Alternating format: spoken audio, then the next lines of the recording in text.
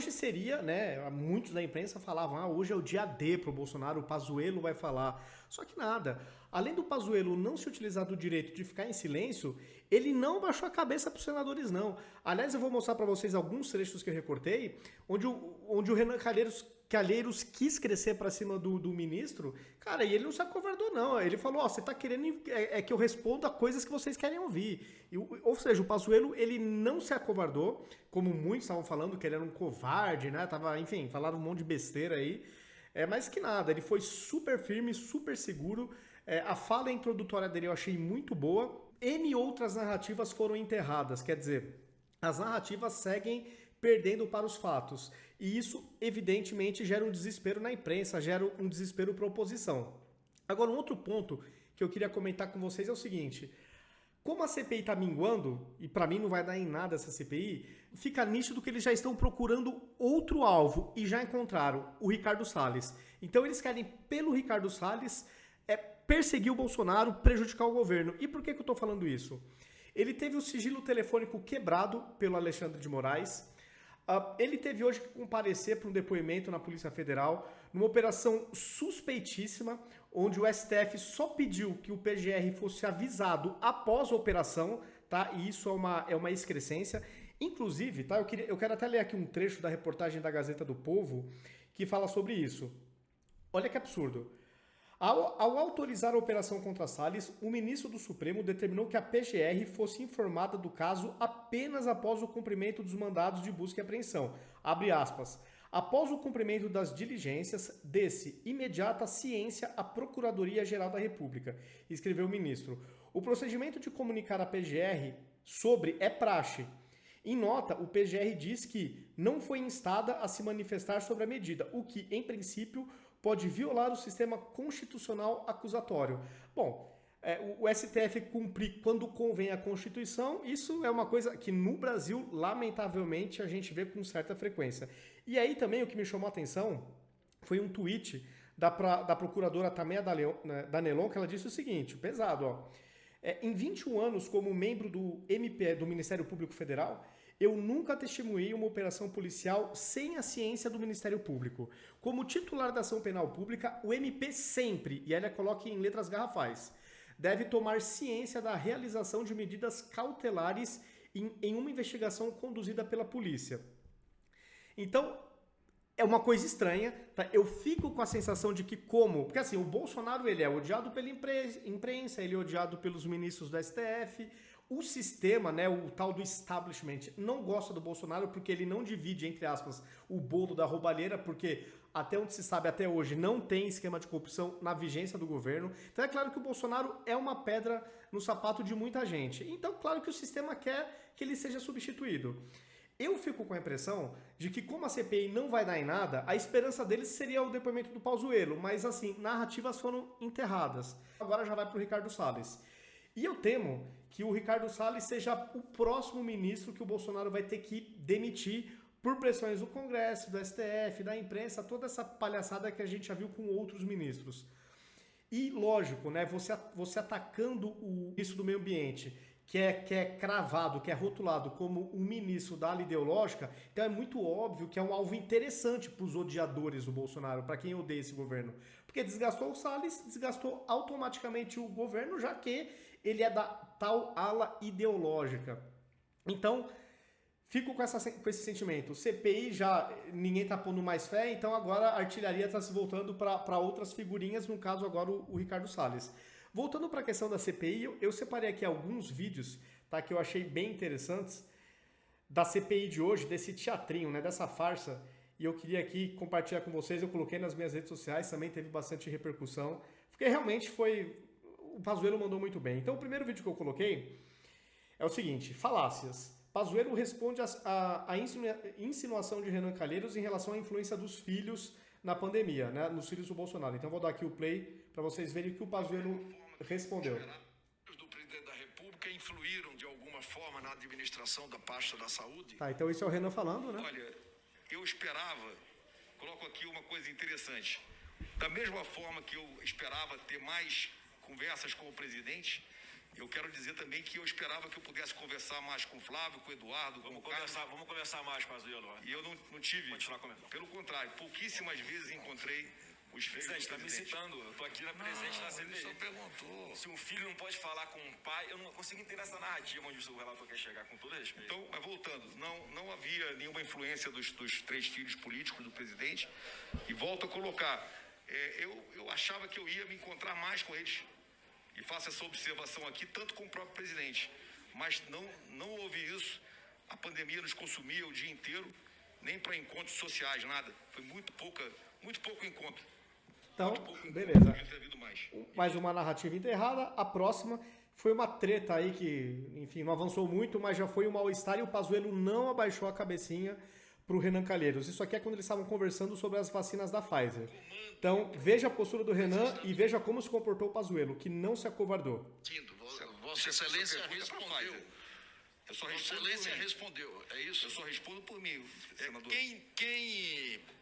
Por que Vossa Excelência não tomou o comando e o protagonismo dessa negociação com a Pfizer? Pela simples razão que eu sou o dirigente máximo, sou o decisor. Eu não posso negociar com a empresa. Quem negocia com a empresa é o nível administrativo, não o ministro. Se o ministro jamais deve receber uma empresa, isso eu deveria saber disso. E isso é o Pazuello falando pro Renan, você deveria saber disso. Desrespeito, presidente. Aí já teve outros senadores, né, dando chilique. Ai, que desrespeito do Pazuello. Tá bom, eu retiro. Eu queria dizer que não posso colocar... O ministro não pode receber as empresas. O ministro não pode fazer negociação com a empresa. O ministro não pode fechar... O ministro não pode fazer... Eu recebo o presidente da Pfizer socialmente junto com a administração. Mas a negociação é feita no nível da equipe de negociação. Foi isso que eu quis dizer. Então, objetivamente, ministro, quem decidiu por não responder às propostas da Pfizer? Eu acho que o senhor precisa compreender a pergunta que o senhor fez. Eu já Eu respondi estou isso. fazendo uma pergunta objetiva. Nós O senhor estamos está sendo conduzindo, acompanhados o senhor pelo está Brasil dizendo, todo. o senhor está Todo mundo dizendo, está entendendo o que eu O estou senhor está perguntando. dizendo Deixa eu que ver eu não respondi. Foram respondidas Não, dezenas de vezes. ministro, só um minutinho. Vossa Excelência, ele fez uma pergunta. Ele falou uma coisa. Não, mas responda só a pergunta dele, por favor. Mas ele não fez uma pergunta. Ele disse, como o senhor não respondeu 7 vezes, quem foi o responsável? Não, A isso foi a resposta foi primeira. feita N vezes. Isso foi a primeira. A última pergunta que eu fiz foi o seguinte: quem decidiu por não responder as propostas? Vou responder novamente. As respostas foram respondidas inúmeras vezes na negociação. Nós nunca fechamos a porta. Queremos comprar a Pfizer o tempo todo. O senhor, me desculpe, eu acho que o senhor está conduzindo a conversa.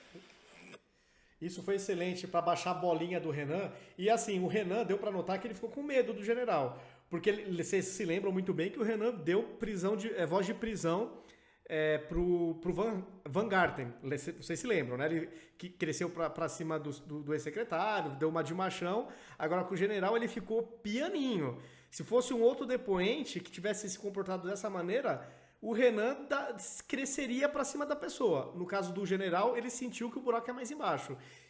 E o próprio histórico do Renan, né, a ficha dele, que segue sendo arquivada pelo STF, também não dá essa autoridade moral para ele crescer em cima de um general.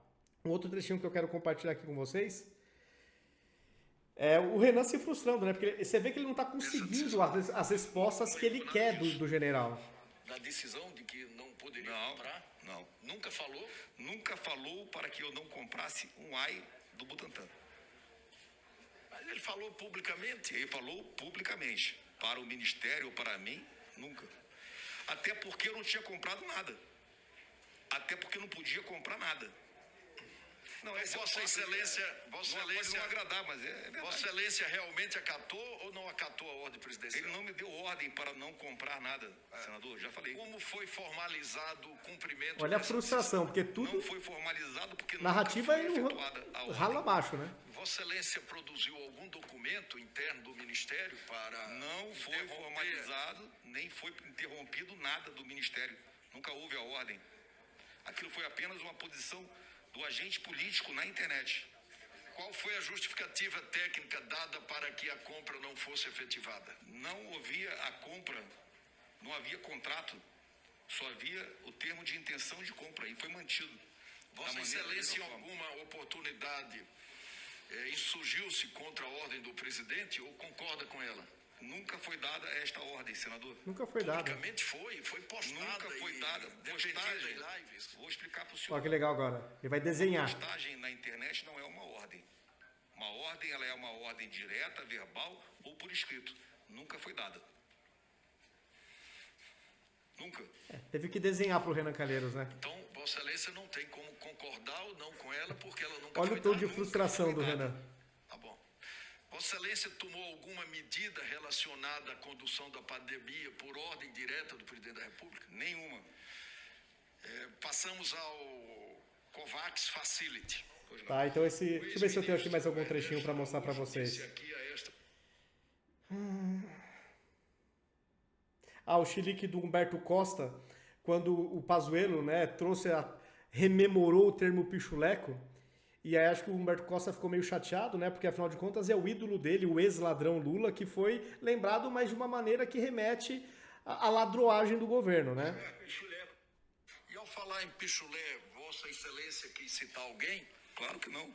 Se eu quisesse citar, teria citado. Eu estou falando dos recursos não aplicados. É que fala pichulé, ele lembra do Lula, ele deve estar preocupado com isso. Não é nada disso. Aquilo aí é uma despedida. Eu exijo respeito, viu? Exijo respeito. Pichuleco, é famoso Exijo do Lula. respeito. E baixa esse dedo, Razão. Baixa esse, quer você pra fazer uma coisa. Senador, Baixa ele pra falar comigo. senador E Flávio. por quê? Quem é você? É mais do que eu e quê? Você é mais do que eu e quê? Por que você tá apontando o dedo pra mim? Você vai ter que tomar providência. Você tá tirando essa onda. Preste atenção aqui no meu depoimento. Você quer Preste atenção aí, tomar pô. outras coisas? Não vou. Posso falar do que você quiser também, você quer? Respeito. Senador Flávio. Aí já é o Flávio Bolsonaro brigando com o Humberto Costa, né? Respeite o presidente Lula. Senador Flávio. Então, né, o Humberto Costa pedindo para respeitar o ex-ladrão Lula, né, que é o ídolo dele. Bom, enfim, pessoal, aqui são alguns melhores momentos da CPI, mas, de novo, reforço. A CPI está cada vez deixando o pessoal mais triste, aqueles que querem a queda do Bolsonaro, porque não vai dar em nada. E, de novo, e aí é nisso que o governo tem que se atentar. Como a CPI já está minguando, então a artilharia agora voltou para o Salles. Se com o Salles não der nada, quem que será que vai ser o próximo alvo? Mas uma coisa é certa, estão perseguindo o governo. Só essa questão do Salles ter toda essa operação em cima dele, sem o conhecimento da PGR, com a anuência do STF para que fosse dessa maneira, são coisas que você vai pensando, pô, o establishment realmente está querendo puxar o tapete do Bolsonaro. E é isso que a gente tem que se preocupar. CPI para mim é carta virada, para mim não vai dar em nada. Eu até acho que o Bolsonaro pode ser até mais forte, porque o teatro tá ficando escancarado, essa farsa aí, uma CPI que só quer ver o governo federal e não quer ver os desvios bilionários de governadores e prefeitos, é uma CPI que de fato não dá para levar a sério. Já que não teve roubalheira no governo federal, então para que eles vão mostrar que houve roubalheira nos governos estaduais e municipais? Porque se eles mostram isso, aí sim que o Bolsonaro sai ainda mais forte da CPI. É claro que isso a CPI também não quer mostrar, evidentemente. Bom, pessoal, é isso. Comentem o que vocês estão achando disso, da perseguição agora ao Salles, do andamento da CPI. Compartilhem um vídeo, se inscrevam nas minhas redes sociais, ativem as notificações e até o próximo vídeo.